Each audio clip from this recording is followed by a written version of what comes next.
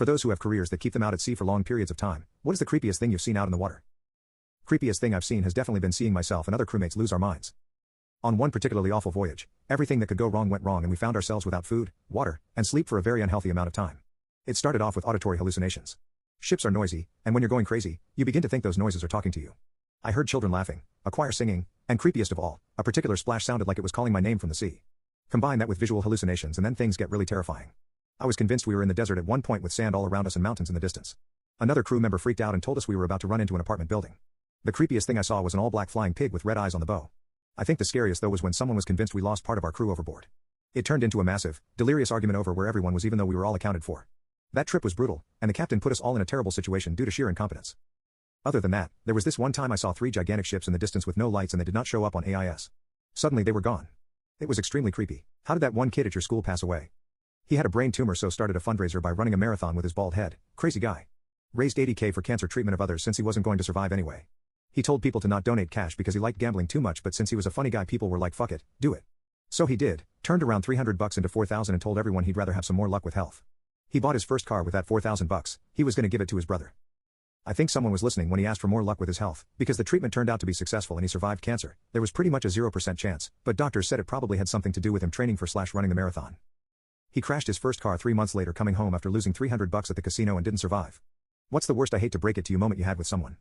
I had to tell a friend that not only had his fiancée been cheating the whole time, but she was way into coke, which he did not condone. I had met her at a bar, months prior, and she'd given me a BJ a couple times and we'd do blow whenever I saw her out on the town. Then he invited over for dinner to meet his girlfriend. I assumed it was a new relationship, and figured no harm no foul, and decided not to mention any of my past dalliances with her, just that I knew her from the industry. I bartended and she was a food purveyor. They invited me over for dinner a couple more times, and he would usually fall asleep early and she and I would go out for a couple rounds. One time, she tried to give me a BJ, but I chalked it up as drunkenness, and it didn't happen again. It wasn't until the dinner where he announced his proposal that I got the full timeline. He mentioned that they had been dating a whole year, before he had decided to propose, even though he knew she was the one after 4 months. That made me do the math. She'd been blowing me, and other guys that I had heard of, for a full 3 months during their relationship. The next morning, I had to break it to him.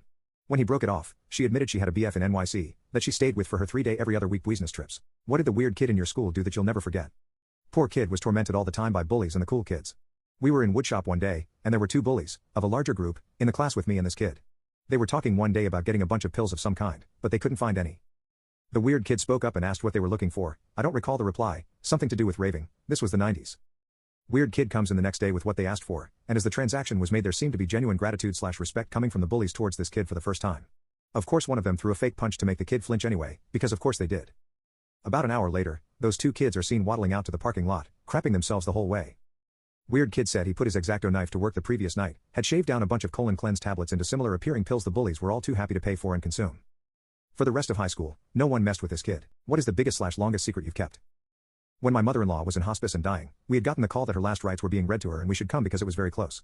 The family gathered in her room. My father-in-law, her husband of 42 years, had been by her side and hadn't left for days. We were there for hours. My sister-in-laws had to take their kids home at some point, so they had left and it was just my husband, me, and my Phil left. The nurses were saying that they might have spoken too soon because she was still hanging on. It was awful to watch. My Phil looked ragged and tired and he said he was just going to go to the other floor for a cup of coffee. My husband went with him. I said I would call if something changed, but he was only going to be gone for 15 minutes maybe. About 5 minutes after they left my Mill really started to have very labored breathing. I called the nurse to see what was happening and by the time she came to the room, maybe 2 minutes, she had passed. I asked the nurse to wait for me to get my Phil and husband back to the room to pronounce her dead. They rushed back and my Phil held her and after a minute the nurse and doctor pronounced. My Phil believes he made it back to the room and was holding her while she left this life. I have never told him or my husband. And I'll never take that away from him. Caught my girlfriend cheating, thanks to her Fitbit. So, this happened a few months ago, and I still can't believe how it all went down. My ex-girlfriend, let's call her Sarah, and I had been dating for about a year, and everything seemed pretty solid.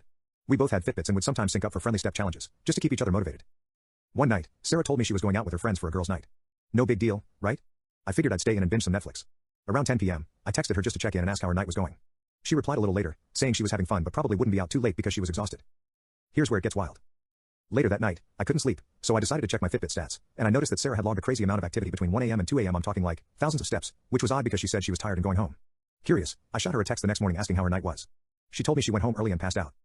Red flag. So, I dug a little deeper into the Fitbit app, and it showed her heart rate spike for about an hour around the same time those steps were logged. Now, I'm no detective, but I've seen enough bad movies to know what that means. Let's just say, she wasn't getting cardio at the gym. I confronted her about it, and she eventually admitted that she had been meeting up with some other guy that night. Apparently, her Fitbit wasn't just tracking her steps, but also her lies. We broke up on the spot. Now, whenever someone asks why we split, I just tell them, her Fit. What was your most awkward interaction that still keeps you up at night? In high school, I told people who asked that I had a crush on this guy. Because people were annoying and someone was already making up rumors on how I'm either a vampire or lesbian because I don't have a crush on anyone and I rejected everyone who asked me out. So I picked a popular guy that plenty of people liked and called it a day. Then one day this guy came up to me all smiley and kind. We talked for quite some time in the library and studied together for an afternoon. Then while packing up, I said, "Oh silly me, I didn't catch your name? I'm Kelly BTW." He got this awkward look on his face but introduced himself and we parted ways. Then later I realized that he was the guy I've been claiming to have a crush on. What's the moment you realized your friend wasn't a good person? I had a miscarriage, and in response to that news my best friend attached pictures of her own 3-month-old baby, ostensibly to cheer me up. At the end of her condolence email, we had grown up together but settled in different cities. I was so stunned by this that I wasn't sure how to address it. I thought she had perhaps attached the pictures by mistake. She was after all my best friend of many years, so surely she wouldn't have been so insensitive, so I didn't reply. For the sake of loving her, and I wanted to continue to love her, I decided it wasn't deliberate, but it was quite hurtful and it stayed on my mind. At our next in-person visit, a few months later, she brought up that she had the idea to send me the baby pictures but thought it might hurt my feelings, but also that her baby was just so cute. So she asked her husband, a psychologist, if it would be cruel. He reassured her it would be fine, so she attached them. I was even more shocked by this revelation. I could forgive thoughtlessness, but to have her say to my face that she thought it could hurt me, but went looking for permission to do it anyway because her baby was cute. Nah. It ended our friendship. My husband cheated and gave me an STD while I'm currently pregnant. I'm currently 8 weeks into my pregnancy. I had gone for a routine pap smear and STD screening. A few days later, I tested positive for gonorrhea. I had never cheated on my husband, and never expected that he cheated on me. When I confronted him with the test results, he seemed genuinely shocked and insisted there had to be a mix-up with the results. He swore up and down that he had been faithful and there was no way that it could be true. I insisted that he get tested. He agreed to do it, and as the days passed he admitted that he had met a woman online and had sex with her. He claimed it was a mistake and he couldn't answer why he did it. He said the woman meant nothing to him and it was a one-time thing. I'm disgusted and feel betrayed knowing that he put me at such risk. Our pregnancy was planned, so we were actively trying before I got pregnant, and he had no regard for that. The thought of continuing the pregnancy while dealing with this betrayal is overwhelming. I'm considered having an abortion because the idea of bringing a child in the mix is crazy to me. I don't think I can ever forgive him. I feel like crap for thinking of having an abortion. I just can't see myself continuing this marriage and having a baby with him. My neighbor keeps stealing my packages. So I set up the ultimate trap. I live in an apartment building, and for the past few months, my packages have been going missing. At first, I thought the delivery guy was messing up, but after setting up a small camera, I discovered it was my neighbor. She'd sneak by and take my deliveries the moment they were left outside my door. I confronted her, but she denied everything.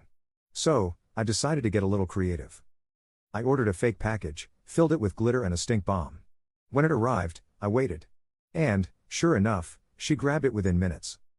Later that evening, I heard her door slam, followed by a loud scream. She rushed out of her apartment covered in glitter, gagging from the stink bomb. The best part? The whole thing was caught on my camera, and now our entire building knows she's the thief. She hasn't shown her face since. And guess what? My packages have been arriving just fine. My husband is still in love and having an emotional affair with his college girlfriend. My husband, 37 meters of 6 years, no kids, has been having an emotional affair with his college sweetheart 36F, who broke his heart many years ago by needing to take a break to move for her career. He apparently took the break so badly that she decided to go no contact because keeping in touch was hurting him, but she always hoped they would reunite.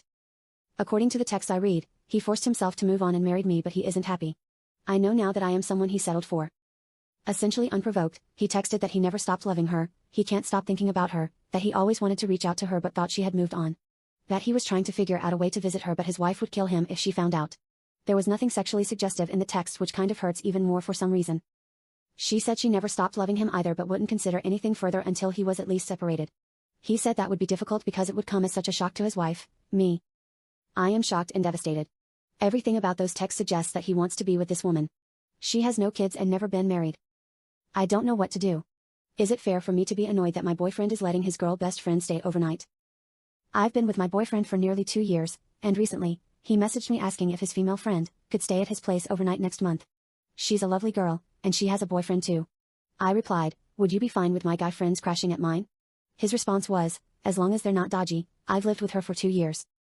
I didn't really know how to respond because while I said I was okay with it, I'm actually not. What's bothering me is that he's told me multiple times he wouldn't want my guy friend staying over with me alone, no matter the situation. He even agreed that we'd both follow that same boundary. But now that his friend needs a place to stay, it feels like he's being a hypocrite. It hurts because I thought he'd just say no automatically, knowing how we agreed on this before. I don't want to seem controlling or like the bad guy, but I also don't want to pretend I'm fine with it when I'm really not. Any advice would be helpful. Just to clarify, he lives in a small studio and I've never met the girl in real life. I think I'm more so annoyed because he doesn't let me hang with my guy mates on my own or go to the cinema by myself with them, but I let him go with her to a bottomless brunch, or just any other I, F24 think I accidentally triggered my boyfriend's, M23, biggest insecurity and a joke, and I can't stop regretting it. Can anyone give some advice?